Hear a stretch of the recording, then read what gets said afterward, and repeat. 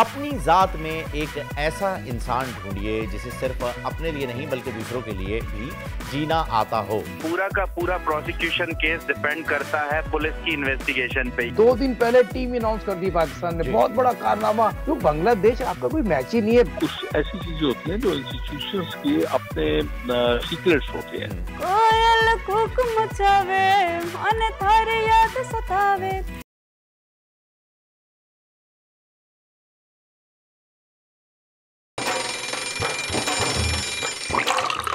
आजकल सबकी ही सुबह आउट ऑफ कंट्रोल है, दुनिया बोल है, मेरी दुनिया बोल है। अस्सलाम वालेकुम नाज़रीन, आपको खुशामदीद कहते हैं आज के इस खूबसूरत प्रोग्राम जिसका नाम दुनिया बोल है में।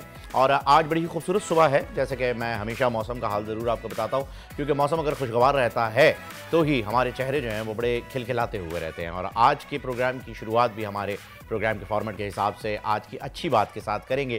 Coat of the day. अपनी ज़ात में एक ऐसा इंसान ढूंढिए जिसे सिर्फ अपने लिए नहीं बल्कि दूसरों के लिए भी जीना आता हो। कोशिश करें कि अपने इर्द गिर्द सफ़ेद पोश लोगों की मदद करें, क्योंकि आज हर दूसरा शख्स किसी ना किसी परेशानी का शिकार ज़रूर है, खा वो माली हो या इल्मी हो। जो खुद से हो सके आगे बढ़कर लोगों की मदद करें। इसी अच्छी बात के साथ नजर डालते हैं आज की बड़ी खबर पर। कराची कारसाज हादसे की तहकीकात से सोशल मीडिया सार्फिन नाराज। खातून को जहनी मरीजा करार दिए जाने और अदालत में अदम पेशी पर सख्त रद्द अमल आ रहा है। लोग सिर्फ इंसाफ नहीं चाहते, इंसाफ होता देखना भी चाहते हैं। लेकिन सारे मामले में कानून क्या कहता है, तफसीली गुफ्तगू होगी आज के प्रोग्राम में। कौमी टीम के पास टेस्ट चैंपियनशिप के लिए पोजीशन बेहतर करने का सुनहरी मौका। छोटी टीम के खिलाफ बड़ी सीरीज का आगाज आज होगा। शान मसूद की बगैर स्पेशलिस्ट स्पिनर के मैदान में उतरने का प्लान है। रावलपिंडी की पिच कितना कारगर साबित होगी, जानेंगे आज के प्रोग्राम में।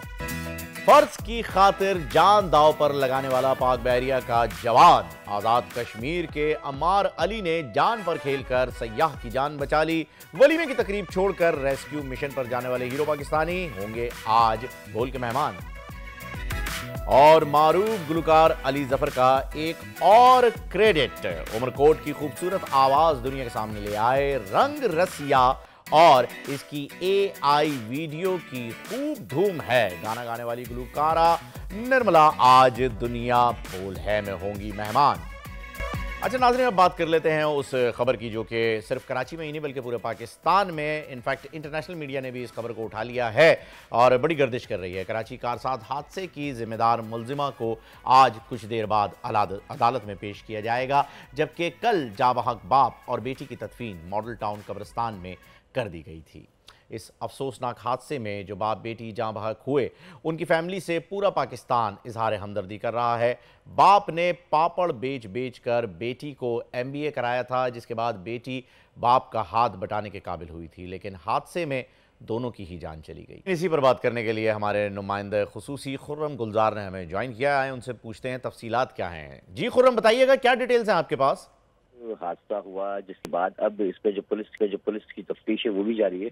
CCTV फुटेज लेकर आई और उसमें देखा जा सकता है फुटेज के अंदर कि किस तरह से खातून जो है वो गाड़ी दौड़ाती हुई आई थी और फिर ये खौफनाक हादसा रोनमा हुआ, जिसमें वाज़ेह तौर पे देखा गया कि किस तरह से उन्होंने माँ बेटी को कुचला है और उसके बाद वो मजीद आगे गाड़ियों को कुचलती हुई दूसरी गाड़ी से टकराई और ये हादसा अच्छा, हुआ। ये सारी डिटेल्स तो अब वीडियो की शक्ल में भी हमारे पास आ चुकी हैं, लेकिन मुझे ये बताइएगा खुर्रम, कल कोर्ट में पेश करना था, नहीं कर सके।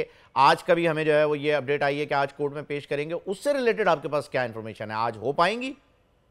देखें, पुलिस की जानिब से जो है वो इस सारे हवाले से तहकीकात भी की जा रही है। मजीद पुलिस ने अपनी रिपोर्ट भी तैयार कर ली है, लेकिन जो खातून को बताया गया कि वो जहनी मरीजा है और कंडीशन ऐसी नहीं है कि वो अदालत में पेश हो सके।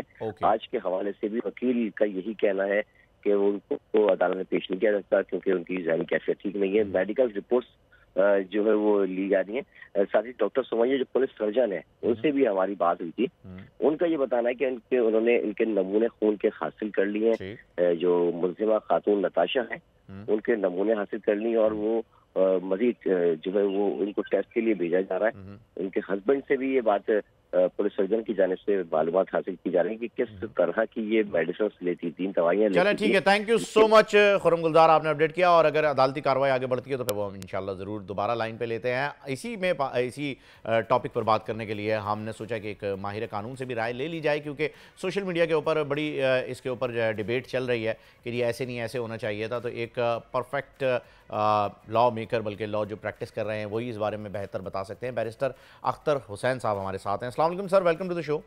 वालेकुम सलाम जनाब, आप सुनाएं? ठीक ठाक, थैंक यू। अल्हम्दुलिल्लाह। अख्तर साहब, सबसे पहले तो ये बताइएगा कि ये अभी हमारी रिपोर्ट के अंदर ही चला है, तो जी दैयत को भी जो है वो यहाँ पर मुतारिफ करा दिया गया है। रेमंड डेविस के बाद मेरे ख्याल में, अगर मैं गलत नहीं हूँ, तो ये दूसरा ऐसा रोड एक्सीडेंट का केस होगा जिसमें दैयत के कानून को जो है वो इम्प्लीफाई कराने की कोशिश भी हो रही है और उसी के तहत मुकदमा भी हो रहा है। ज़रा इसकी डिटेल बताइए सर। सोशल मीडिया के ऊपर तो बहुत बातें चल रही हैं, लेकिन हर बंदा खुद साख्ता तौर पर वकील और बैरिस्टर बना बैठा है सोशल मीडिया पर। आप सबसे बेहतर इस बारे में राय दे सकते हैं कि कानूनी नौयत इस वक्त इस केस की है क्या? देखें जनाब, इसमें तो सबसे पहले रैश और नेग्लिजेंट ड्राइविंग के तहत अगर कोई इंसान की जान चली जाती है तो उसमें सेक्शन 320 पाकिस्तान पीनल कोड लगता है, जिसके तहत सजा जो है वो है दियत, और दियत के अलावा 10 साल तक की कैद उसको आ सकती है जो नेग्लिजेंट ड्राइविंग कर रहा है। तो ये अब पूरा का पूरा अगेन ये कंपाउंडेबल ऑफेंस है या नहीं है, ये सारा कुछ डिपेंड करेगा कॉम्प्रोमाइज होता है या नहीं होता है। इस सूरत में क्या होता है, जहाँ पे कंपाउंडेबल होता है, कॉम्प्रोमाइज, जरा इसको थोड़ा सा एक्सप्लेन कीजिएगा। आपने कॉम्प्रोमाइज होता है नहीं होता है, ये किस हिसाब से आपने कहा है? देखें, ये कंपाउंडेबल और नॉन कंपाउंडेबल जो टर्मिनोलॉजीज हैं लॉ की, वो होती हैं कॉम्प्रोमाइजेबल और नॉन कॉम्प्रोमाइजेबल। मतलब कौन से केसेस में कॉम्प्रोमाइज हो सकता है और कौन से में नहीं हो सकता। अगर कंपाउंडेबल होता है तो फिर कॉम्प्रोमाइज हो सकता है, नॉन कंपाउंडेबल है तो कॉम्प्रोमाइज नहीं हो सकता। नॉन कंपाउंडेबल ऑफेंसेस में जब बिहाइंड द सीन्स कोर्ट के बाहर कॉम्प्रोमाइज हो जाता है तो फिर कोर्ट के अंदर एविडेंस झूठी देकर उनको छुड़ा लिया जाता है। सही। तो अब जहां तक दियत की बात है, दियत का कानून बिल्कुल शरीयत में भी मिलता है, फिर उसको हमने पाकिस्तान पीनल कोड में भी लिया हुआ है। जहाँ पे दियत आ जाती है वहां पे ऑफेंस जो है वो कंपाउंडेबल हो जाता है। तो इसमें दियत है और दियत के साथ साथ 10 साल की सजा भी है इस ऑफेंस में। तो अगर तो कॉम्प्रोमाइज इनका हो जाता है कोर्ट के बाहर तो ये आकर कॉम्प्रोमाइज जमा कराएंगे और फिर वो आगे से अगर माफ कर देते हैं तो फिर ये दोबारा से छूट जाएंगे। और इन्होंने जो अभी प्ली ली हुई है कि इंसैनिटी वाली के जी इनका दिमागी तवाजुन सही नहीं है, पता नहीं ये इनको किसने सलाह मशवरा दिया है, क्योंकि शायद सोशल मीडिया के प्रेशर से बचने के लिए ये बयान चलाया गया है या नहीं। बहरहाल सोशल मीडिया का यहाँ मैं एक और हवाला दे चलूं कि 6 कंपनियों की बोर्ड ऑफ डायरेक्टर की मेंबर और 3 की सीईओ भी हैं। हाँ, वो तो जाहिर सी बात है ये तो जाहिर सी बात है कि ये इस तरह का बयान देना इतनी हाई प्रोफाइल एग्जीक्यूटिव के लिए कि उनका दिमागी तवाजुन सही नहीं था, ये तो ना सिर्फ लीगली एक कमजोर ग्राउंड है बल्कि सोशली और उनके अपने बिजनेसेस के लिए भी। प्रॉब्लम यहाँ पे ये है कि अगर वो इंसान हैं तो उनको गाड़ी चलाने को दी क्यों गई? और अगर वो इंसान है तो उनको ड्राइवर दिया जाए। आप सर एक चीज और क्लियर कर दीजिएगा, यहाँ आपने बड़ी अच्छी ड्राइवर और जो गाड़ी की बात की है, यहाँ से एक सवाल और जनरेट हो रहा है। इनके पास यूके का लाइसेंस है, ड्राइविंग लाइसेंस यहाँ का नहीं है, यूके का है। एक तो ये चीज क्लियर कर दीजिएगा कि वहाँ का लाइसेंस यहाँ पर अलाउ है या नहीं, क्योंकि हम तो इंटरनेशनल लाइसेंस बना के जाते हैं, जब यूके जाते हैं तो एक अलग लाइसेंस बनता है, पर इनके पास वही का लोकल लाइसेंस था जो इनसे बरामद हुआ है। वो भी बता दीजिएगा कि अलाउ है या नहीं, अगर आपकी नॉलेज में हो। और साथ साथ ये भी बता दीजिएगा कि यूके वालों ने भी इन्हें लाइसेंस दे दिया इस स्टेटमेंट के बाद। हाँ, तो ये देखें, जिस तरह हमें पाकिस्तान के लोगों को बाहर जाके ड्राइविंग कराने के लिए इंटरनेशनल लाइसेंस लेना पड़ता है, इसी तरह यूके का अगर कोई ड्राइवर लाइसेंस हो किसी के पास तो बाहर के मुल्क में ड्राइविंग करने के लिए उनको भी यूके से इंटरनेशनल परमिट चाहिए होगा, और वो भी 1 साल के लिए वैलिड होता है, एक साल से ज्यादा वैलिड नहीं होता। तो यूके के जो लोकल ड्राइविंग लाइसेंस थे आप यहाँ पाकिस्तान में नहीं चला सकते गाड़ी। ये भी गैर कानूनी हो गया। जी बिल्कुल। और फिर वहां से उन्होंने लाइसेंस भी दे दिया। बहरहाल बैरिस्टर साहब, बहुत सारे ऐसे सवालात हैं जो केस तैयार किया जा रहा है। अब जरा सिर्फ क्योंकि वक्त की हमारे पास कमी है, ब्रेक पे जाना है, मुझे सिर्फ ये बता दीजिए जो केस तैयार हुआ है, ये जो केस स्टडी आपने की है, आपको क्या लग रहा है कि इसमें कितनी कमजोर केस है या बड़ा कोई स्ट्रांग, या फिर ये कॉम्प्रोमाइज की जानिब बढ़ने का पहला कदम है? जनाब, इसमें सबसे पहले ना हमें एक चीज जो समझने की जरूरत है वो ये है कि पूरा का पूरा प्रोसिक्यूशन केस डिपेंड करता है पुलिस की इन्वेस्टिगेशन पे। ये बड़ा अनफॉर्चुनेट है पाकिस्तान के अंदर कि जिस चीज के ऊपर पूरा केस कोर्ट में रिलाय करता है वो हमारी टीम कमजोर है। Specially Sindh police investigation officers ऐसे होते हैं, सब इंस्पेक्टर्स और एएसआई को इन्वेस्टिगेशन दे देते हैं, उनकी इन्वेस्टिगेशन स्किल्स इतने कमजोर होते हैं कि उनको लॉ पढ़ना तो दूर की बात है, लेकिन अंग्रेजी समझ में नहीं आती और लॉ हमारा अंग्रेजी में है, तो वो इन्वेस्टिगेशन क्या करेंगे? बिल्कुल, but it's like an open and shut case sir. सारी चीजों की फुटेजेस मौजूद हैं, सबकी वीडियो मौजूद है। अब डिपेंड करता है एमएलओ साहब की रिपोर्ट के ऊपर और फर्स्ट इन्फॉर्मेशन जो आपके एफआईआर है। ये एक रिपोर्ट आपको याद होगी कि कोयटा में एक एमपीए ने एक पुलिस एहलकार के ऊपर गाड़ी चढ़ा दी थी, उसके ऊपर भी वीडियोस मौजूद थी। लेकिन प्रॉब्लम अगेन इन्वेस्टिगेशन में ये आती है कि वो अगर वीडियो पेश ही ना हो कोर्ट में, वो इन्वेस्टिगेशन का हिस्सा ही ना बनाया जाए, तो फिर इस वजह से इस तरह के clear cut open and shut cases भी आप हार जाते हैं प्रोसिक्यूशन। तो ये इन्वेस्टिगेशन के ऊपर। दूसरी thank you so much barrister साहब, आपने अपना वक्त दिया और अपनी कीमत है वो हमें और हमारे नाजरीन को आगाह किया। नाजरीन, वक्त हुआ एक वक्फे का, वक्फे के बाद आपसे दोबारा मुलाकात होती है। दुनिया बोल का इंतजार कीजिएगा। आजकल सबकी ही सुबह आउट ऑफ कंट्रोल है, दुनिया बोल है, दुनिया बोल है। वेलकम बैक नाजरीन, एक मरतबा फिर आपको खुशामदीद कहते हैं दुनिया बोल है में। और जैसे कि अब आपने देख ही लिया है कि हमारे साथ जो मेहमान मौजूद हैं वो पाक नेवी से ताल्लुक़ रखते हैं, और जब तक हमारी फ़ौजें, हमारी फोर्सेस सरहदों की निशानदेही, सरहदों के ऊपर मौजूद हैं, निगरानी उसकी कर रहे हैं, वहाँ पर मौजूद हैं, तब तक ही हम सुकून से घर के अंदर सो रहे हैं। खा वो समंदरी बॉर्डर्स हों, खा वो हमारे जो हैं वो हवाई बॉर्डर्स हों, खा वो हमारे जो हैं वो ज़मीनी बॉर्डर्स हों, किसी भी जगह पर जो फोर्स मौजूद है तो इस बात की निशानदेही कर रही है और इस बात का हमें यकीन दिला रही है कि आप लोग घर में आराम कीजिए, आपके लिए हम हैं। और उनकी मौजूदगी का एक वाक़या जो कि मैं आपके साथ शेयर करना चाहूँगा, मैंने बड़ी खबर में भी उसे शामिल किया था। आज़ाद कश्मीर में एक सयाह और उनके बेटे के पानी में डूबने की खबर मिलने के बाद फ़ख्र पाकिस्तान नेवी के एक जवान अम्मार अली ने अपनी शादी की तकरीब छोड़ दी और रेस्क्यू के लिए रवाना हुए।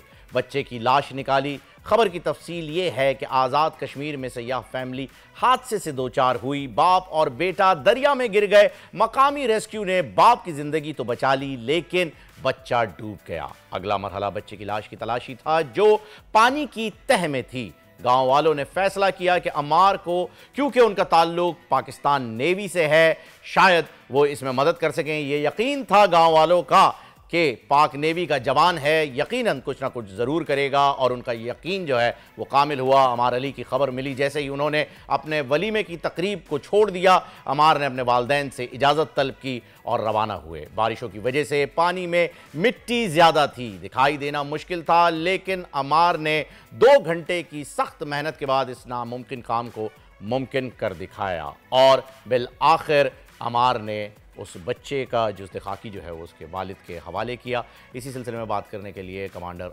अम्मार अली, नेवी, पाकिस्तान नेवी से इनका ताल्लुक है, और हमारे साथ कमांडर जो हैं, कमांडर नईम अहमद साहब हमारे साथ मौजूद हैं, और जवान अम्मार अली जो हैं वो भी हमारे साथ हैं। अस्सलाम वालेकुम, welcome to the show sir. आप दोनों को खुशामदीद कहते हैं। सर, आपकी बटालियन, आपकी रेजिमेंट में उसके लिए जो रैंक का जो यूज़ होता है आपके अंडर है अम्मार जो काम करते हैं। अच्छा, ये छुट्टियों पर गए हुए थे वहाँ आज़ाद कश्मीर? इनकी अपनी शादी थी तो ये उस सिलसिले में छुट्टी लेकर गए हुए थे। अच्छा, अब इन्होंने ज्वाइन कर लिया है कराची के लिए। चलें, ज़बरदस्त। हम ज़रा पहले ये किस्सा जो है वो ये सुन लेते हैं। अमार, एग्जैक्टली मुझे बताइएगा कि हुआ क्या था? हमारे गांव में से आए हुए थे सरकोदा से ना, तो वहाँ पे वो स्विमिंग के दौरान उनका जो बच्चा है वहाँ पे डूब गया। तो वहाँ पे रेस्क्यू आई, तो रेस्क्यू वालों ने वहाँ पे कोशिश की और नहीं उनकी कैपेबिलिटी नहीं थी इतनी कि वो पानी की तह के अंदर से डेड बॉडी निकाल सके। कितना पानी की गहराई 25 से 30 फीट थी। तो फिर उसके बाद वहाँ पे जो गांव वाले मौजूद थे जो मुझे जानते थे, उन्होंने मुझे कॉल किया। तो उस वक्त मेरी शादी की तकरीब चल रही थी। तो फिर हमने इसी मकसद के लिए वर्दी पहनी है और इसी मकसद के लिए मैंने पाकिस्तान नेवी ज्वाइन किया कि हम कौम और मिलत की खिदमत कर सकें। क्या बात है सर। तो आप वलीमे की तकरीब छोड़ करके वहाँ पहुँचे। वलीमे की तकरीब में आपकी अपनी जान का भी रिस्क था क्योंकि बारिशें हो रही थी और वाटर फ्लो जो है, जो करंट होता है दरिया का, वो भी बहुत ज़्यादा था। वहाँ पे बिल्कुल विजिबिलिटी नहीं थी। हमारी जो ट्रेनिंग है इसमें हर तरह के हालात से निपटने के लिए हमारे ट्रेनिंग होती है। उसमें हमें सिखाया जाता है कि आपने किस तरह वहाँ पे मैनेज करना है वहाँ पे। तो फिर मैं वालिदैन की इजाज़त के साथ, दुआओं के साथ वहाँ पे गया। ज़बरदस्त। तो फिर मैंने कोशिश की, अल्लाह पाक ने कामयाबी दी। क्या बात है। तो बेहतरीन सर, बेहतरीन। मतलब नईम साहब, ये तो आप लोगों की मेहरबानी, मतलब आप लोगों की जो ट्रेनिंग का हिस्सा है आवाम को मतलब एक ईज़ प्रोवाइड करना, मैं कहूँगा इन हालात में, इन माहौल के अंदर ये सब चल रहा है। तो सर आप ये डिज़ास्टर मैनेजमेंट को भी आप देख रहे हैं, आप हेड करते हैं, या आप ऑन कॉल इन सारी चीज़ों के अंदर इन्वॉल्व हो जाते हैं? क्योंकि हमने देखा है मानसून सीज़न के अंदर अक्सर पाकिस्तान नेवी के दस्ते मौजूद होते हैं। कभी वो बोट्स, रबर बोट्स लेके आए हुए होते हैं, बनाना बोट जिन्हें हम कहते हैं आम ज़बान में। कभी जो है वो लोगों को दरियाओं में से, समंदरों में से जो है वो रेस्क्यू कर रहे होते हैं। ये बेसिकली मैकेनिज्म इसका क्या होता है, कुछ ये बताइएगा हमें। जी, ये पाकिस्तान नेवी का मैंडेट है एड टू सिविल पावर। उसके अंडर जो है ना, जब सिविल गवर्नमेंट आपको रिक्वेस्ट करती है for any assistance in any calamities, any disaster, तो उसके अंदर अल्हम्दुलिल्लाह नेवी की तारीख में ये चीज़ वाज़े है कि हम हमेशा पेश रहे हैं और हर नेचुरल डिज़ास्टर के अंदर नेवी हमेशा टाइम पे और फर्स्ट रिस्पॉन्डर रही है। इसके अलावा हमारी जो टीम्स हैं, जो कि नॉर्मल हालात के अंदर भी डाइविंग और रेस्क्यू टीम जो है वो एक सखर में परमानेंटली स्टेशन है, इसी तरह एक इस्लामाबाद में परमानेंटली स्टेशन है। तो नॉर्मली समर सीज़न के अंदर लोग जो है ना वो सयाह बहुत जाते हैं, आज़ाद कश्मीर से वहाँ पे झरने वगैरह, नहरें वगैरह, वो काफ़ी ज़्यादा उनमें फ़्लो भी होता है। बड़े बड़े पत्थरों पे बैठ के तस्वीरें खिंचवाने का भी एक अलग क्रेज़ है। इसी तरह इंटीरियर सिंध के एरिया में गर्मी का मौसम में लोग नहरों में नहाते हैं। तो इस तरह की काफ़ी ज़्यादा जो है ना इंसिडेंट्स होते रहते हैं। तो हमारी सखर की टीम, मेरे पास कुछ स्टेटिस्टिक्स हैं कि हमारे जो है ना लास्ट 6 मंथ्स के अंदर 20 डेड बॉडीज़ की हमने रिकवरी करी है फ्रॉम इंटीरियर सिंध। अच्छा। और GB के एरिया या अपर नॉर्दर्न एरियाज़ के अंदर भी हमने 4 dead bodies including his incident, तो ये हमने रिस्पॉन्ड किया। तो जो ही हमें इस तरह की कोई इंसिडेंट की खबर मिलती है तो लोकल गवर्नमेंट हमसे जब भी कोई असिस्टेंस मांगती है तो हम हमेशा जो है ना फोर फ्रंट पे रहते हैं। अच्छा, इसके अंदर जो चीज़ मैं समझा और हमारे नाजरीन भी समझ रहे हैं कि आप बेसिकली आप लोगों को जो पाक नेवी को कॉल आती है वो फर्स्ट रेस्क्यू फर्स्ट लाइन पे नहीं आती है, जब वो डेड बॉडीज नहीं मिल पा रही होती हैं मोस्टली, तब आप लोगों को एग्जैक्टली जिस तरह आपको मालूम है कि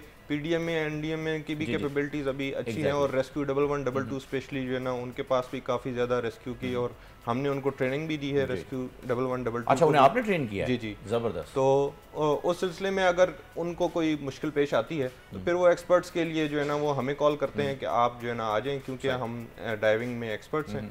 तो जब बॉडी डूब जाती है तो उस वक्त फिर उनके लिए बड़ा मुश्किल हो जाता है उसको लोकेट करना, उसको सर्च करना। तो अदर देन सी में तो हम सर्च एंड रेस्क्यू हमारा मैंडेट है और हम पूरे समुद्री हदूद के अंदर कोई भी ऐसा इंसिडेंट होता है उसको हम फिल फॉर रिस्पॉन्स नहरों में, दरियाओं में। लेकिन इसके अलावा पाकिस्तान में ऑन लैंड भी जो है ना कहीं पे भी कोई ऐसा इंसिडेंट होता है तो हम we are the first responder, हम जाते हैं। आप देखें जैसे इस हालात में बारिश की वजह से पानी गदला भी था, तेज़ भी था, इसके अलावा पानी में और बहुत सारे ये खतरनाक चीजें, लैंडस्लाइडिंग की वजह से हो जाता है, सांप हो सकते हैं, कोई लकड़ी वगैरह, शार्प चीजें होती हैं, तो ये it is risky itself. Exactly, हाँ, जो रेस्क्यूअर है उसके लिए भी बहुत रिस्की है, वो भी अपनी जान पे खेल के जो है ना कोई काम कर रहा होता है। लेकिन अल्हम्दुलिल्लाह इनकी ट्रेनिंग इतनी अच्छी हुई है और इनको स्पेशली हम रेस्क्यू की जो है ना ट्रेनिंग देते हैं क्योंकि हमारा ताल्लुक ज़्यादा पानी से है। तो इन केस के कोई अपना साथी भी किसी ऐसी मुश्किल में होगा, कोई एक्सीडेंट होगा पानी के अंदर, तो इनको ये चीज़ इस काबिल होने चाहिए कि वो उसको बचा सकें। अच्छा नईम साहब, मुझे ये बताइएगा, अभी आपने जिक्र किया कि जी 20 डेड बॉडीज़ जो हैं वो सिंध से आप लोगों ने रिकवर करवा के दी और 4 जो हैं वो जीबी और कश्मीर की साइड से जो है वो रिकवर हुई। मुझे बताइए कि इस दौरान आप आवाम से क्या कहना चाहेंगे, क्योंकि ये एक वो प्लेटफॉर्म है जहाँ से आप जो बातें वहाँ मौजूद लोगों को कहते हैं बिल्कुल वो भी आवाम तक अगर पहुँचाएं, तो मुझे ऐसा लग रहा है आवाम के अंदर भी किसी चीज़ की कमी है। बिल्कुल, आवाम के अंदर जो है ना ये शऊर होना चाहिए कि जहाँ पे भी हम जा रहे हैं, अगर तो वहाँ पे नियरेस्ट कोई रेस्क्यू का सेंटर मौजूद है, तो आप जिस एरिया में भी सियाह जाते हैं तो आप कोशिश करें उनके साथ इन टच रहें। ज़बरदस्त। आपका रेस्क्यू सेंटर के साथ जो है ना कांटेक्ट होना चाहिए, आप इस एरिया में जाएं। और मेरी ये दरख्वास्त होगी सबसे कि जब भी आप किसी ऐसे एरिया में जा रहे हैं जहाँ अभी रिसेंटली रेन हुई हो या फ्लड वगैरह की सिचुएशन आई हो, तो वहाँ पे पानी से बिल्कुल जो है ना आप थोड़ा सा फासला रखें और अपनी सेफ्टी का खुद ख्याल रखें, क्योंकि रिस्पांस जब भी इनिशिएट होता है तो वो आपके इनिशियल इन्फॉर्मेशन के बाद होगा, तो इट टेक सम टाइम्स। तो वो पानी के अंदर जो है ना वो हार्डली 10 to 15 मिनट्स आप कोशिश कर सकते हैं, फिर आप एग्जॉस्ट हो जाएंगे, आप डूब जाएंगे, तो सिचुएशन बड़ी क्रिटिकल हो जाती है। इसलिए मैं सबसे दरख्वास्त करूँगा कि इन ऐसी सिचुएशन में अपनी सेफ्टी का आप जो है ना उसको ख्याल करें।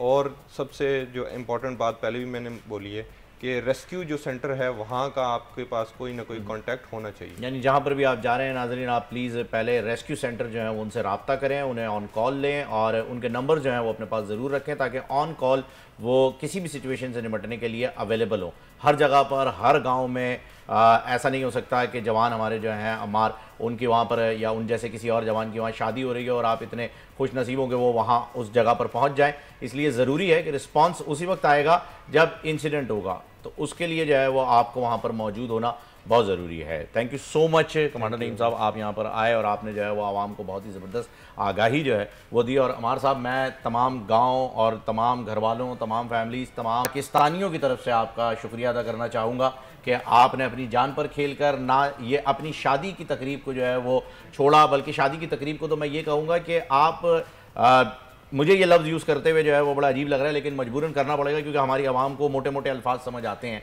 तो आप अपनी दुल्हन को, जो कि अभी अभी दुल्हन बनी है, उसे बेवा हो जाने के खौफ से भी छोड़ करके आप वहाँ पर पहुँचे, उसके लिए sir thank you so much, salute at 100 times कि आपने ये जो है वो एफर्ट किया। और नाजरीन, आप भी इस बात का ख्याल रखें कि जिम्मेदारी सिर्फ हमारी या इदारों की नहीं है, जिम्मेदारी आपकी भी है, और अपनी जिम्मेदारी आप पूरी कीजिए।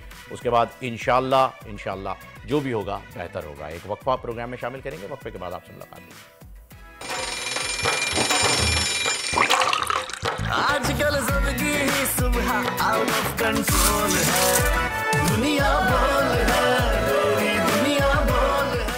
वेलकम बैक नाज़रीन, एक बार फिर आपको खुशामदीद कहते हैं, दुनिया बोल है मैं। और आपको बताया चलें कि पाकिस्तान और बांग्लादेश के दरमियान पहला टेस्ट का आज पहला दिन है, और जो गर्मी इस वक्त स्टेडियम के अंदर, क्राउड के अंदर और खिलाड़ियों के अंदर महसूस की जा रही है, वही गर्मी हम स्टूडियो में महसूस कर रहे हैं, क्योंकि यक बयक हमारा एयर कंडीशन काम करना छोड़ चुका है। शायद इसी वजह से, क्योंकि ये चाहता है कि हम भी मैच के इंटेंस मोमेंट को ना भूलें। और मैच पर डिटेल में बात करने के लिए हमारे साथ मौजूद हैं हमारे आज के बेहतरीन, आज तक के बेहतरीन एक्सपर्ट्स में से एक एक्सपर्ट, जो कि हमारे भाई भी, हमारे दोस्त भी, हमारे मुखलिस भी हैं और हमारे साथी भी हैं, साजिद खान साहब। अस्सलाम वालेकुम साजिद भाई।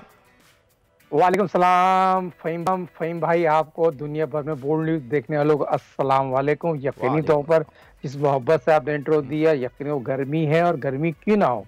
पाकिस्तान बांग्लादेश के test series ICC test champion के हवाले से हमने बात की, और इसी प्लेटफॉर्म पे इसी मॉर्निंग में हमने आपने खबर ब्रेक की 4 फास्ट बॉलर से खेलेंगे श्रीलंका, पिंडी, इस्लामाबाद में 2 हफ्ते से बारिश हो रही है। कोई सोचना चाहिए, समझना चाहिए, कोई प्लान बी तैयार किया है? नहीं किया। क्रिकेट बोर्ड ने फिर वहीं के वहीं खड़े हैं। फिर हम कहाँ जा रहे हैं? प्लान बी तो है, कराची का टेस्ट कैंसिल हुआ है, ये प्लान बी ही तो है। अब क्या प्लान सी बनाएंगे? ये प्लान सी फ़हीम भाई 2 अब 5 तो मेरे अपने जराए बताते हैं, 5 दिन बारिश की पेशिंग गई और अब तक टॉस नहीं हो चुका, और टॉस नहीं हो चुका। और जो माइंडसेट, जो ऑस्ट्रेलियन माइंडसेट है, हेड कोच, ग्राउंड में 2 दिन पहले टीम अनाउंस कर दी पाकिस्तान ने। बहुत बड़ा कारनामा, क्यों बांग्लादेश आपका कोई मैच ही नहीं है। 13 टेस्ट मैच खेले हैं, 12 आपने जीते, 1 मैच ड्रॉ हो गया। और पिछले जो यहाँ टेस्ट मैच खेला गया था 2020 में, जो पाकिस्तान ने 1 इनिंग से मैच जीता था, उसमें नौजवान टैलेंटेड फास्ट बॉलर जो मॉडलिंग में बहुत ज्यादा आगे हैं,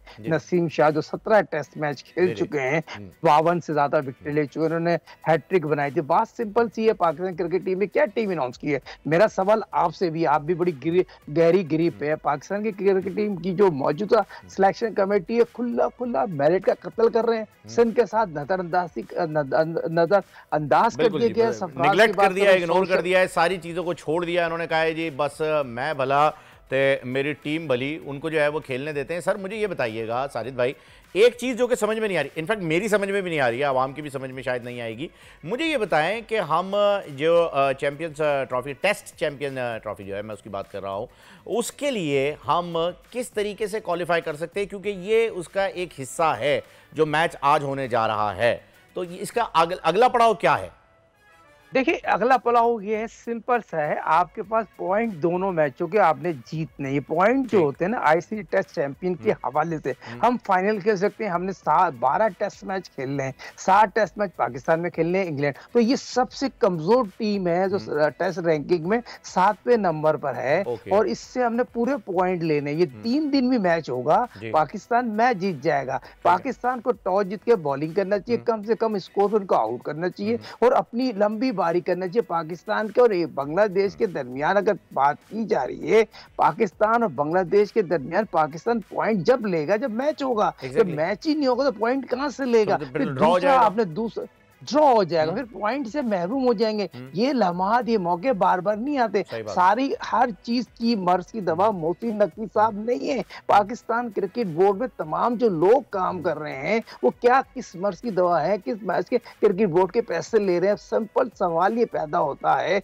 आप मुझे बताइए अगर आज का दिन गुजर गया, कम 90 ओवर प्ले होता है, 90 ओवर से आज तो समझे आधा घंटा 2 घंटे अगर मैच नहीं होता, पिच में वैसी लंबी है, कवर है, तो मैं समझता हूँ 70 पे आ जाएगा। दूसरी चीज फिर आपको पांचों दिन टेस्ट मैच में ओवर कम हो जाएंगे, कल फिर आपको 9:30 बजे मैच खेलने जाना पड़ेगा। सवाल ये पैदा होता है, आपने जी बोले साजिद भाई, आप कंप्लीट कीजिए फिर मैं सवाल करता हूँ। सवाल ये पैदा होता है सिंपल, शान मसूद ने जो मौजूदा हेड कोच ने, जो भी टीम के अजहर ने, यूसुफ ने, असद शफीक ने क्या टीम अनाउंस की, मेरा सवाल ये पैदा होता है, इनसे ये पूछना मैं चाहता हूँ, क्या मीर हमदा डिजर्व करता था, अबरार डिजर्व करता था? सरफराज अहमद को ना खिलाने की वजह क्या है? क्या वकार का इन्वॉल्वमेंट इतना हो गया है? वकार ने आते ही अपने जो पहले वाली जो खार थी वो सरफराज को उतार रही है। 65 टेस्ट मैच खेले हैं, मैंने आपको कितने दिन पहले, कल बल्कि परसों मैंने आपको कहा था ये तीनों टेस्ट मैच खेल रहे, ऑन रिकॉर्ड मौजूद है आपका प्रोग्राम में, तो तीनों खेल रहे, इनको माफी दे दी। तो सवाल पे था, हम यहाँ बैठ के अमेरिका ह्यूस्टन से बैठ के आपकी टीम बता देते हैं, आपकी पेशेंट को ये बता देते हैं ये होने वाला है, तो भाई तो आप लोग तो पेट हो, आप तो काम कर रहे हो, सिलेक्ट। बिल्कुल सज्जू भाई, मुझे अच्छे तरीके से याद है कि आपने बताया था कि कोई स्पिनर नहीं खिला रहे हैं, ये अबरार को ड्रॉप कर रहे हैं ये, और सिर्फ फास्ट बॉलिंग अटैक के साथ जा रहे हैं, और जो टीम अनाउंस हुई है एग्जैक्टली वही हुई है, कोई स्पिनर नहीं, अबरार नहीं, और 4 फास्ट बॉलर खिला रहे हैं ये। शान मसूद का कहना है कि वो फास्ट बॉलर के अटैक से ही जो है वो इस मैच को जीतेंगे, लेकिन मैच जीतेंगे तब जब होगा मैच, और जब तक मैच नहीं होता तब तक यही गुफ्तगू ऐसी ही चलती रहेगी। प्लानिंग के अंदर इस मरतबा बहुत बड़ा एक फ्लॉ है कि दोनों मैचेस आपने पिंडी में, चले कराची में जो था उसे आप मुल्तान मूव कर सकते थे, लाहौर स्टेडियम भी रेनोवेट अगर हो रहा है तो आपके मुल्तान का ऑप्शन भी था, लेकिन आपने वहां भी नहीं किया।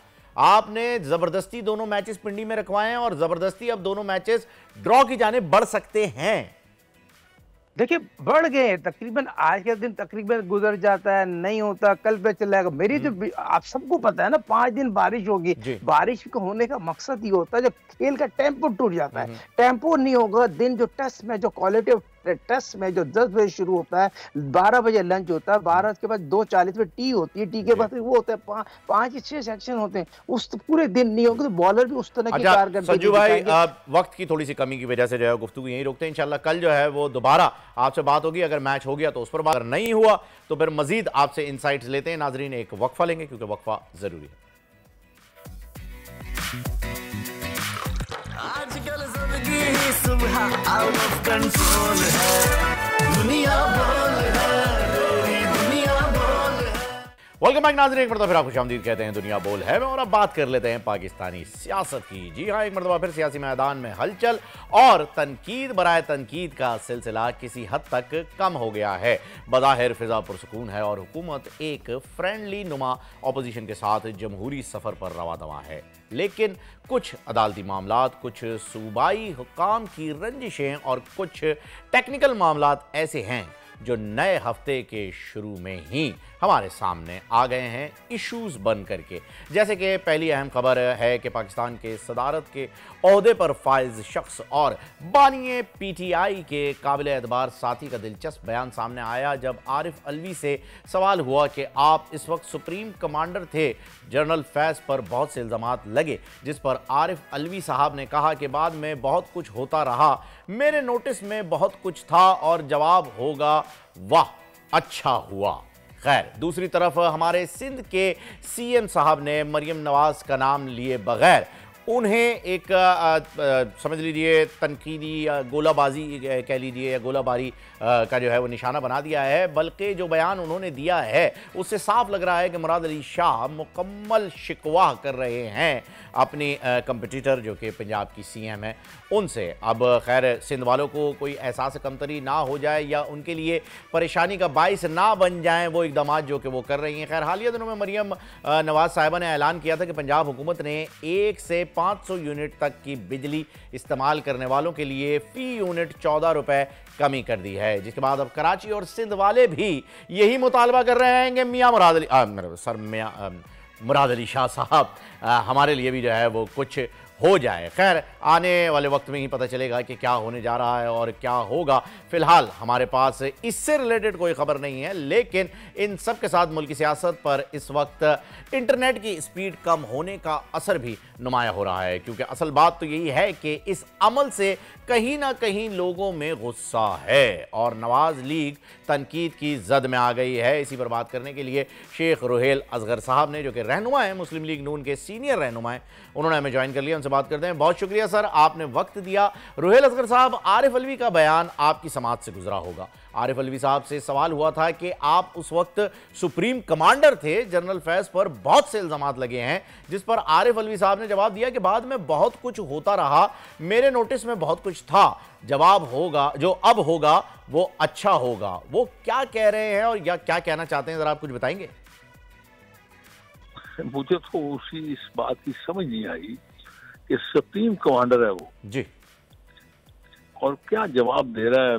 मतलब अजीब सी बात है, बस मेरी समझ से बाला था। इसका ये भी जवाब हो सकता था कि कुछ ऐसी चीजें होती हैं जो इंस्टीट्यूशंस के अपने सीक्रेट्स होते हैं, तो वो हर किसी के साथ, इवन वो सुप्रीम कमांडर भी हो तो उसके साथ भी वो डिस्कस नहीं करते। अगर उससे स्टेट को कोई नुकसान पहुंचता है तो मेरे ख्याल में शायद वो उससे किसी से भी डिस्कस नहीं करते और उसको वो मेरे ख्याल में शायद सीक्रेट रखते हैं। मुझे एक वाकया इसमें आपका इसलिए ये बात बताने जा रहा हूँ कि आपको या आपके सुनने वालों को समझ आ जाएगी। बड़े यार पुरानी बात है, मोहतरमा बेनजीर भुट्टो खुदा की रहम करे तो प्राइम मिनिस्टर थी जी।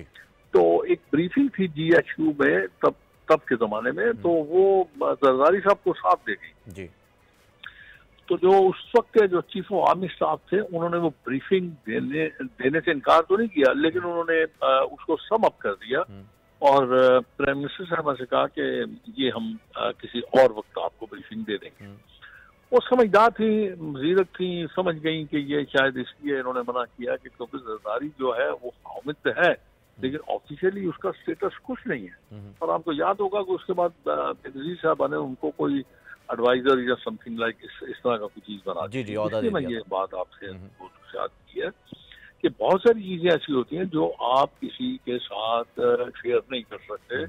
अगर वो तो सीक्रेट हैं, स्टेट के सीक्रेट हैं, तो आप डिस्कस नहीं कर सकते। यू आर अंडर ओथ होते हैं आप। exactly. और यहाँ पे भी मेरे ख्याल में शायद अलवी साहब ये कहते हैं कि आई एम अंडर ओथ, मैंने ओथ लिया था कि मैं कोई सीक्रेट, कोई ऐसी बात जो है वो मैं मंजर आम पे नहीं लाऊंगा, चाहे वो रिटायर्ड प्रेसिडेंट है। मेरा अपना ख्याल है। अब मैं इतना अक्लमंद या इतना ज़हीन तो नहीं जैसे कि अलवी साहब है, लेकिन मेरा अपना ख्याल है कि ये जो बयान स्टेटमेंट थी ये ज्यादा बेहतर होती कि वो ये बात कह देते। दुरुस्त फरमाया सर आपने। मुझे ऐसा लग रहा है कि शायद पीटीआई के अंदर ये एक ट्रेंड चल चुका है कि जी स्टेट सीक्रेट जितने भी हैं वो सारे के सारे पब्लिक किए जाए। बहरहाल एक और नाखुशगवार वाक़या जो है वो पेश आया है जिस पर मैं आपकी राय चाहूँगा। मज़ीद 3 सिक्योरिटी एहलकार शहीद हुए हैं और ISPR ने साफ साफ कहा है कि अफ़गानिस्तान ख़वारिज को अपनी ज़मीन इस्तेमाल करने से रोके।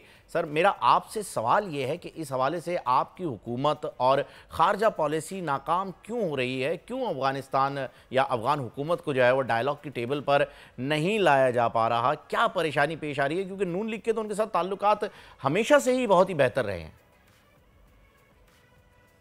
ये तो मेरे ख्याल में, मैं आपको सच्ची बात बताऊं, कोई किसी को बुरा लगे या अच्छा लगे, मैं बिल्कुल इस बात को खातर में नहीं लाता। ये वाकई हमारी कमजोरी है और इंतहाई कमजोरी है। और क्या याद रखें, मैं ये बात आपके विश्वास से उन हल्कों से तुम हल्कों तक पहुंचाना चाहता हूँ, कमजोर इंसान की कोई नहीं सुनता। जब तक आप मुंह तोड़ जवाब नहीं देंगे, जब तक आप उनकी आंखों में आंखें डाल के बात नहीं करेंगे, वो इंसान के बच्चे नहीं बनेंगे, ये बात तय है। इसलिए तो उनको ये गलत फहमी है कि उन्होंने अमेरिका जैसी ताकत को नीचा दिखाया है, तो वो हर किसी के साथ जैसे उनका जी जाएगा वो करेंगे। तो मेरे ख्याल में वक्त आ गया है। आप कब तक आप अपनी लाशें उठाते रहेंगे? कब तक आप ये बातें करते रहेंगे कि उनको ये जमीन इस्तेमाल है? नहीं, आपको अब उनको बड़ा सख्त जवाब देना पड़ेगा, वरना तो ये ऐसे होता रहेगा। इतनी अर्जुना लाशें नहीं है कि आप इस किस्म का बयान दें और उसके बाद आप उनको रोते रहें, पीटते रहें और फिर आप उनके माँ बाप को टीवी पे ला के दिखाते रहेंगे जी देखें इनका हौसला। क्या क्या करें वो बेचारे? इसके अलावा उनके पास चारा क्या है? लेकिन हमें भी तो कुछ सोचना है, हमें भी तो कुछ करना है। वक्त आ गया, बहुत वक्त गुजर गया यार। बड़ी बात है रोहेल असगर साहब, आपने जो है वो क्लियरली ये चीज़ जो है वो अपनी पार्टी पर जिनकी हुकूमत है उन पर डाल दी है कि जी वाकई ये एक आपने एक बड़ा अहम इकदाम जो है वो उठाया और आपने कहा है कि जी सवाल खुद अपनी हुकूमत से किया है कि ये क्या कर रहे हैं। बहुत अच्छी चीज़ है। रोहेल असगर साहब, क्या वाकई पंजाब में बिजली सस्ती होने जा रही है? मरियम साहिबा ने तो ऐलान कर दिया है। क्या ऐसा ही है कि 500 यूनिट तक बिजली जो इस्तेमाल कर रहे हैं उनके 14 रुपये जो है वो कम हो रहे हैं? क्योंकि वज़ीर आला सिंध ने नाम लिए बगैर कुछ तनकीद की है, तो खैर सबको ही मालूम है कि वो किस पे कर रहे हैं। वो कह रहे हैं कि ऐसे ऐलानात नहीं होने चाहिए जिनसे इनके लिए भी मुश्किल हो जाए। नहीं, कोई मुश्किल नहीं है। अगर वो भी चाहे तो कर सकते हैं। अगर वो समझते हैं कि उनको ये करना चाहिए तो करना चाहिए। जो मरियम ने किया होगा वो उन्होंने ऑब्वियसली कहीं ना कहीं से कट लगा के अपने बजट में कहीं ना कहीं कट लगा के दीजिए गरीबों के लिए, उन्होंने ऐलान कर दिया। ऐलान करने का मतलब, और वो भी उन्होंने है परमानेंट नहीं है, इसे टेम्पररी फॉर 2 मंथ्स, 2 महीने के लिए है। और ये सिंध को भी उसकी तलकीद करनी चाहिए, बलूचिस्तान को भी करनी चाहिए, फ्रंटियर को भी करनी चाहिए। और बड़ा आसान तरीका है। अगर सिंध वाले समझते हैं उनके पास इतने ज्यादा फंड नहीं है तो अपने मेम्बरान के फंड को अपना कट लगा दें जो डेवलपमेंट के लिए देते। वैसे भी डेवलपमेंट होती तो कोई नहीं, वैसे नाम की है तो उसको कट लगा के उसको आप गरीबों के नाम पे अब दे दीजिए। पता नहीं, मुझे ये समझ नहीं आती है। कोई अच्छा काम कर रहा तो उसको आपको तहसीन करना नजर से देखना चाहिए। कहते हैं हमें भी ना करना पड़े, करनी चाहिए बजाय इसके कि आप बस हमारे यहाँ ये सबसे बड़ी मुश्किल है। कोई अच्छा काम करता है बजाय उसका कि हम उसकी तारीफ करें, हम उसमें से कीड़े निकालना शुरू कर देते हैं, तनकीद करना शुरू कर देते हैं। मैं हमेशा ये बात कहता हूँ, आज फिर आपके प्रोग्राम में कह देता हूँ, तनकीद का मकसद सिर्फ अगले की तस्दीर होती है। तनकीद का मकसद किसी की इस्लाह नहीं होती है। इस्लाह और तनकीद में बहुत फर्क है। इस्लाह में आपके पास बहुत सारे ऐसे मामलात होते हैं जो लॉजिकली आप बात करते हैं, तो उसमें इस्लाम में और तनकीद में बहुत ज़मीन इस्लाम का फर्क है। मेरे ख्याल में इससे ग्रेस दुरुस्त फरमाया रोहेल साहब आपने। यहाँ पर तनकीद बराए इस्लाह नहीं बल्कि तनकीद बराए तनकीद का एक हुआ है, ये हमारा अलमिया है। लेकिन क्या करें, हम इसी जहनीत के साथ बैठे हुए हैं। आपका बहुत बहुत शुक्रिया रोहेल असगर साहब, आपने वक्त दिया। नाजरीन एक वक्फा, क्योंकि वक्फा ज़रूरी है। मिलते हैं एक छोटे से ब्रेक के बाद। आजकल जिंदगी ही सुबह आउट ऑफ कंट्रोल है, दुनिया बोल है, दुनिया बोल है। कोलैबोरेशन जो है उनका इश्तराक किस लेवल तक है? क्या उन्होंने आपने कंपोज किया, आपने लिखा है, या अली भाई ने जो है वो इसको कंपोज किया है या उन्होंने अरेंज किया है? सिर्फ जी उन्होंने वीडियो बनाया है, सारी प्रोडक्शन खुद की है, खुद उन्होंने वो सारा कुछ किया है। मेरा गाना मैंने गाया, कंपोजिशन मेरी है और लिखा भी मैंने, बस छोटी सी कोशिश की है। जबरदस्त। जी हाँ, तो ये हमारा थर का ही है, डेजर्ट हमारी लैंग्वेज का ही है। बिल्कुल ऐसा ही है। जी हाँ, तो प्रोडक्शन सारी उनकी है, बाकी वो सब मेहनत उनकी है। नहीं, वाकई बहुत ही ज़बरदस्त गाना है। और ये मुझे ज़रा बताइए कि देश पधारो मारे मारे रंग रसिया, यही आप इसमें गा रही हैं, तो ये जो रंग रसिया को बुलाया जा रहा है, ये इंस्पिरेशन, ये गाना जो आपने लिखा है, ये क्या मतलब, क्या इसकी कैफियत क्या है? क्योंकि ये आप देखिए ज़बान का बड़ा फ़र्क होता है, बहुत कम लोगों की समझ में आती हैं चीज़ें, तो ज़रा इसे समझाएं तो सही कि इसकी फील क्या है इस गाने की। जी हाँ, ये एक परदेश में जो जाते हैं, वो अपनी कोई जॉब के हवाले से जाते हैं, तो वो काफ़ी टाइम लगता है उनको आने में या कोई मुश्किलात होती है, तो उसी हवाले से ये सॉन्ग था कि वो उनको बहुत दिन हो गए हैं, वो उनको याद कर रही है। अच्छा कि देश पधारो हमारे। रूठे परदेश में गए हुए सनम को बुलाने के लिए जो है वो ये गाना लिखा गया है। अच्छा, अब मैं एक और चीज़ जानना चाहूँगा, ये जो AI वीडियो का आइडिया था, ये अली भाई का था या आप लोगों ने कहा कि जी हम वीडियो नहीं बनाएंगे, आप इसको देख लें? नहीं, ये उनका ही था सारा। अच्छा जी हाँ। ये कैसे आए, जनरेट कैसे हुआ? गाना बनने के बाद उन्होंने ये नहीं सोचा कि हम इसकी वीडियो बनाते हैं या कुछ? नहीं, ये हमारा था प्लान कि हम वीडियो बनाएंगे, लेकिन वो आहिस्ता आहिस्ता सोच रहे थे, वो खुद भी सोच रहे थे। जी हाँ, वीडियो तो मैं बनाना ही था इसका, क्योंकि वो ऑडिटर फाइनल हो गया था। वो फिर YouTube का भी एक मसला होता है कि वहाँ पर भी आप म्यूजिक पे तो लॉन्च कर नहीं सकते। जी, क्योंकि उनको ही बनाना ही था, तो वो खुद भी बड़ा सोच रहे थे इनके बारे में, तो आखिरकार ये अच्छा बन गया। नहीं, बड़ा ज़बरदस्त वीडियो हमारी स्क्रीन के ऊपर से आप विजुअल देख भी सकते हैं। ये पूरा AI पे बना हुआ वीडियो है, आर्टिफिशियल इंटेलिजेंस पे, जो कि पहली मरतबा जो है पाकिस्तान में बनाया गया है। कंप्लीट वीडियो, क्लिप्स वगैरह तो बनते रहते हैं, लेकिन कंप्लीट वीडियो जो है वो पहली बार बनाया। चंद्रमला, मुझे बताइए कब से आप गाना गा रही हैं? मैं 8-9 साल का। 8-9 साल से। किसी से ट्रेनिंग लिया आपने प्रॉपर? जी हाँ, मैं सीख भी शुरू में मैं सीख रही थी वहाँ पे। कौन है आपके उस्ताद? उस्ताद मैं ऑनलाइन सीखती हूँ, अनूप जलोटा जी। जी हाँ, ऑनलाइन में भी कोई तो उस्ताद होंगे? जी हाँ, अनूप जलोटा जी से मैं क्लास लेती थी। अनूप जलोटा जी से? आंखों से भी रुत मस्तानी हो गई, जाम से पीना रसम। ऑनलाइन क्लासेस लेती हूँ, और उस्ताद रज़ा अली खान साहब, उनसे भी मैंने ली थी क्लास। और एक उस्ताद है उस्ताद गुलाम साबिर खान साहब, उनसे भी कभी कभी मैं लेती हूँ ऑनलाइन क्लासेस। ज़बरदस्त, बेहतरीन। तो ये अब रियाज आपका चलता रहता है? जी हाँ, मैं रूटीन में करती हूँ। अच्छा, आप उर्दू में भी गाने गाती हैं या आप इसी में गाती हैं? सारा मिक्स करती हूँ मैं। उर्दू में भी आप गाने गाती हैं? कितने अभी तक आपके गाने जो हैं वो रिलीज हो चुके हैं?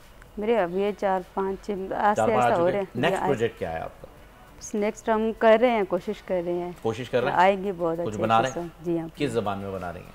मिक्स कर रही हूँ, थरी में और उर्दू, पंजाबी, सारे मिक्स हो रहे हैं। अच्छा, चलें, ज़बरदस्त, बेस्ट ऑफ लक। अच्छी बात है कि आप बनाएं। और इस प्रोजेक्ट को लेकर के अभी तक की आपकी सबसे अच्छी मेमोरी हमारे साथ शेयर करें, हमारे नाज़रीन के साथ शेयर करेंगे, जो आप बस प्रोजेक्ट भूल जाएंगी लेकिन वो बात नहीं भूल सकती जो हुई। जी हाँ, यही बड़ी बात है कि वो उन्होंने मुझे इतना अप्रिशिएट किया, इतने अच्छे तरीके से सब सपोर्ट किया, अली भाई ने, मियाँ साहब ने, और करते शुरू से करते आ रहे हैं, लेकिन वो इनकी बहुत अच्छी बात है कि वो यंगस्टर्स को सपोर्ट करते हैं। ये जो मूवमेंट है, ये जो मुलाकात है, ज़रा हम इसको और एलैबोरेट करें, क्योंकि अली भाई जो हैं वो ऐसे इनिशिएटिव बहुत ज़्यादा लेते रहते हैं, और वो इस चीज़ के अंदर अपने कोई सानी नहीं रखे हुए इस वक्त जो वो कर रहे हैं। PSL के एंथम की बात हो तो वो कहते हैं यार मैं खुद अपने खर्चे पे बनाता हूँ। फिर हमारे जो लेजेंड्स हैं उनको रिवाइव करने की, उनके गानों को रिवाइव करने की बात हो, गुल 15 के साथ वो आए, पश्तो गाना गाया, सराय की गाना जो है वो लाला के साथ उन्होंने, जो हमारे अतुल्लाह सखेलवी खान साहब हैं उनके साथ किया। तो ये ऐसे इनिशिएटिव हैं जो कि अली भाई लेते रहते हैं, और अब आपके साथ जो है वो ये एक कमाल धमाल वीडियो जो है वो उन्होंने लॉन्च कर दी है। तो मुझे ये बताइए कि वो मोमेंट जो था जब अली भाई ने कहा कि हाँ भाई अब हम ये करने जा रहे हैं, क्या आप एक्सपेक्ट कर रही थी, उम्मीद थी आपको कि ये हो सकता है, ये शख्स जो है वो ये हम कुछ मिल के कर भी सकते हैं? जी, उम्मीद बड़ी थी मुझे, बड़ी इनसे उम्मीद थी कि ये करेंगे मेरे लिए कुछ ना कुछ, और आ गया सॉन्ग, इससे बड़ा मेरे लिए क्या उम्मीद हो सकता है। ज़बरदस्त। तो मुझे ये बताइए कि क्या आप अभी ये गाना गुनगुना सकती हैं? इसकी कुछ जी बिल्कुल। तो हमारे व्यूअर्स के लिए जो है ज़रा उन्हें बता दें, ऑटो ट्यून वाला मामला नहीं है भाई। जी ठीक है। रिम झिम रिम सावन बरसे मीठा बोले मोर पपैया, रिम झिम सावन बरसे मीठा बोले मोर पपैया, रिम झिम सावन बरसे मीठा बोले मोर पपैया। कोयल कूक मचावे मन थारी याद सतावे, कोयल कूक मचावे मन थारी याद सतावे, यूं न तड़पाओ परदेसिया, देश पधारो मारे अजी रंग रसिया, देश पधारो मारे अजी रंग रसिया, निरखण लागी अखियां हमारे परदेसिया, देश पधारो मारे अजी रंग रसिया। क्या बात है जी, बेहतरीन निर्मला, क्या बात है, बहुत ही जबरदस्त। ऊंचे सुरों पे गाने वाली हैं आप, यानी ये जो आपकी आवाज के अंदर थ्रो हमने देखा है उससे हमें आइडिया हो गया कि आपका स्केल जो है वो काफी हाई है।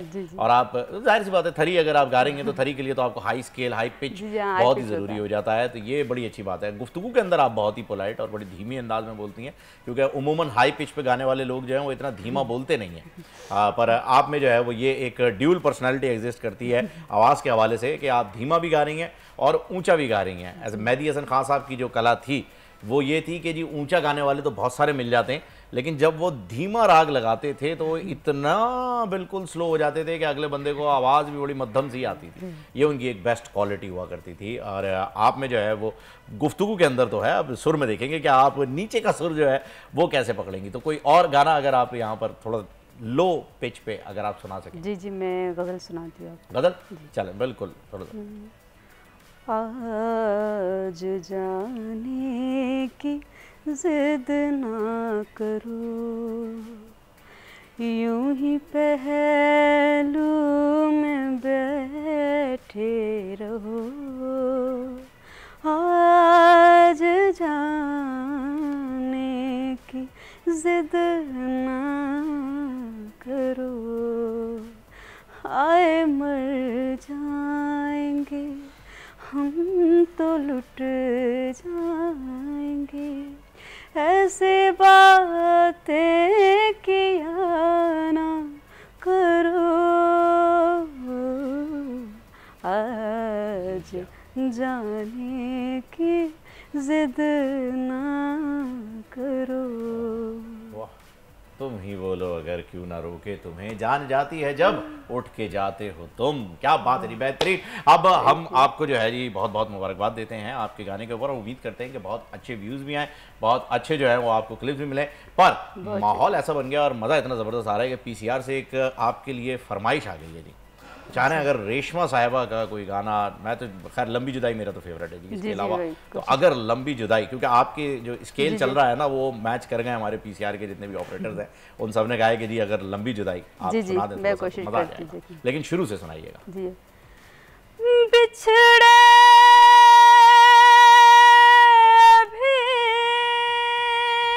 तो फिर बस कर बरसों जीऊंगी मैं कैसे इस हाल में बरसों, मौत ना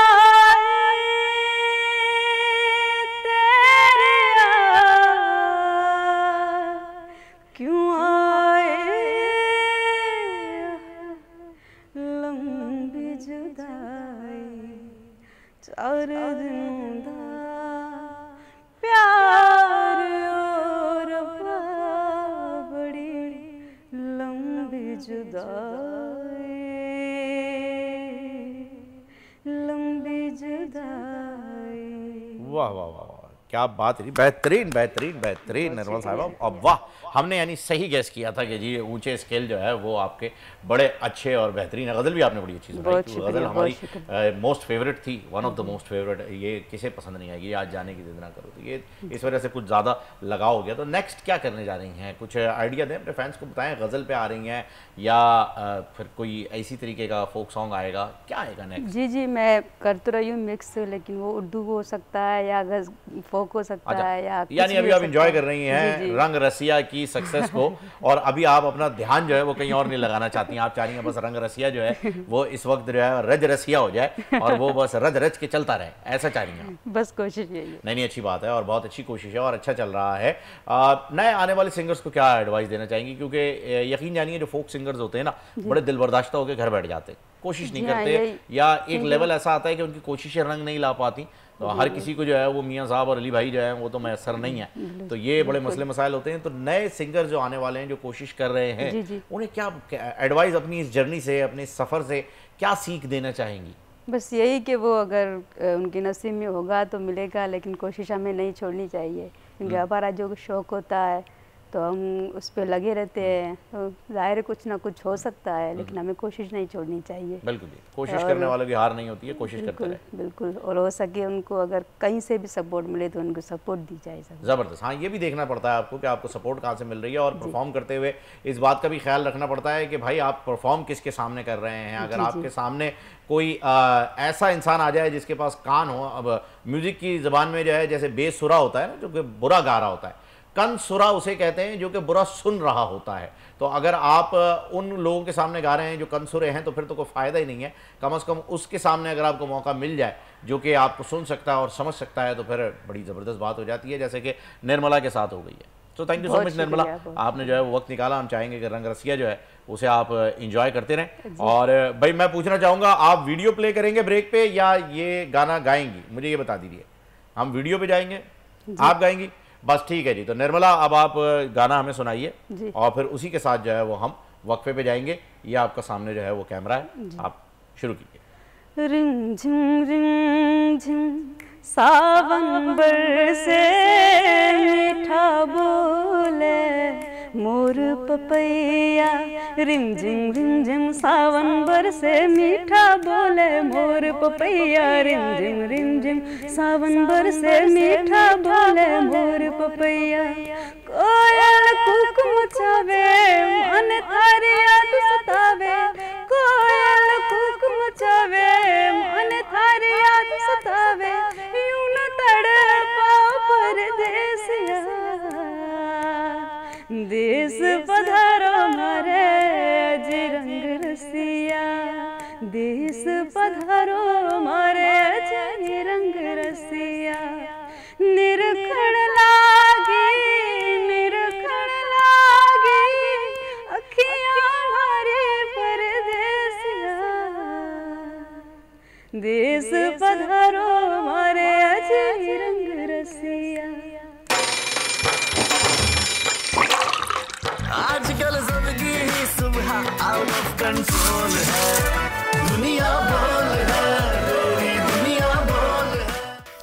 वेलकम बैक नाज़रीन, एक मरतबा फिर आपको खुशामदीद कहते हैं दुनिया बोल है में। और अब बात कर लेते हैं अपने पेटी भाई यानी सहाफ़ी की। जी हाँ, सहाफ़त से मुसव्वरी तक का सफ़र नौजवान स्केच डिज़ाइनर फैज़ान अली की ज़िंदगी में खुसूसी अहमियत का हामिल है। कैमरा चलाने वाले अब हाथ जो हैं वो मुसव्वरी में अपने फ़न का मुज़ाहरा पेश कर रहे हैं, अपनी महारत दिखा रहे हैं। देखिए, पाकिस्तान के अंदर टैलेंट की कोई कमी नहीं है। पाकिस्तान के अंदर अगर कमी, हीरो की कमी नहीं है, मैं कहूँगा कि अगर कमी है तो जौहरियों की कमी है, जो कि उन्हें तराश नहीं पा रहे। फैज़ान अली हमें ज्वाइन कर चुके हैं। अस्सलाम वालेकुम Faizan, welcome to the show.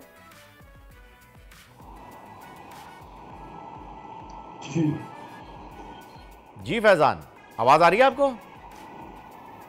जी जी जी आ रही है। जी फैज़ान, मुझे बताइएगा कि कितना अरसा हुआ है आपको ये पेंटिंग्स जो है स्केचिंग करते हुए? कितना टाइम हुआ मुझे? जी जी 4-5 साल से मतलब ये मैं मुसलसल गली में स्ट्रीट आर्ट कर रहा हूँ। वैसे मैं 8-10-12 साल हो गए कि मैंने स्टार्ट किया इसका। ज़बरदस्त ज़बरदस्त। अच्छा, ये शौक़ आपको कब हुआ, कैसे हुआ, ज़रा कुछ डिटेल बताएं नाजरीन को कि भाई ये पहला स्केच किसका बनाया था, ये भी ज़रूर बताइएगा।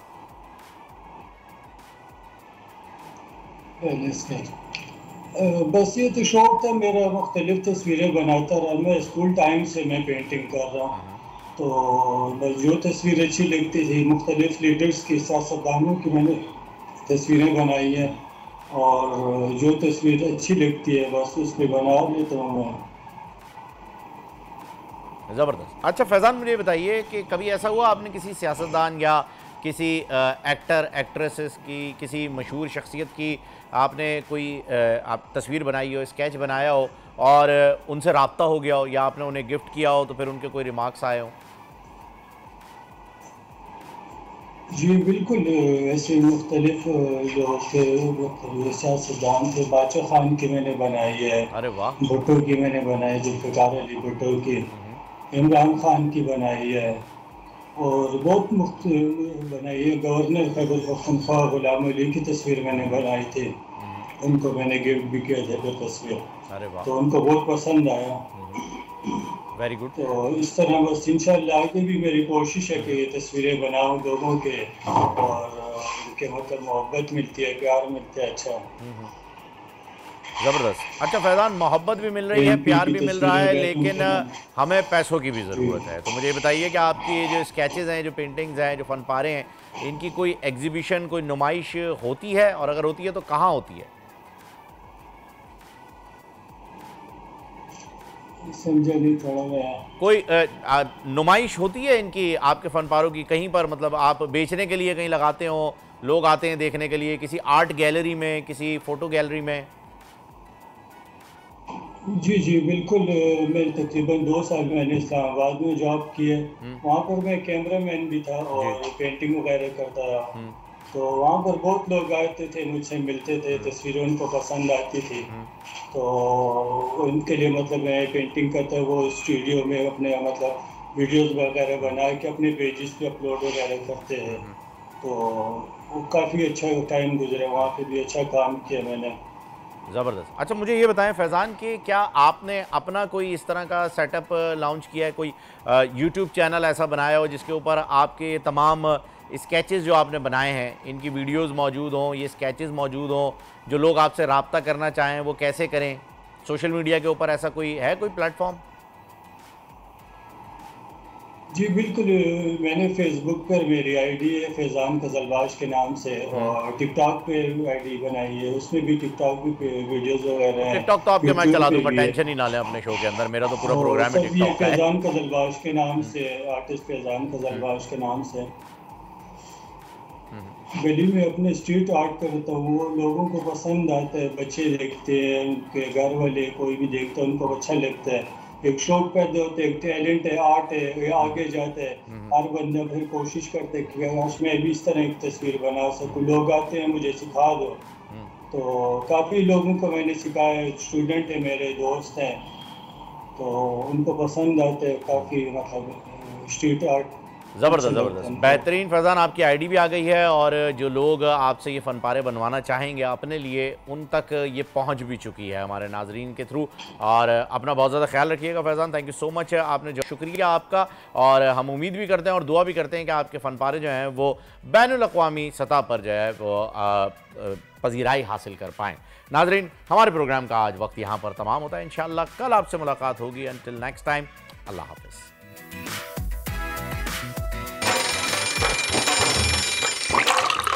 आजकल ज़िंदगी ही सुबह आउट ऑफ कंट्रोल है, दुनिया बोल है, तेरी दुनिया बोल है। सब्सक्राइब करें और बेल दबाएं ताकि कोई खबर रह न जाए।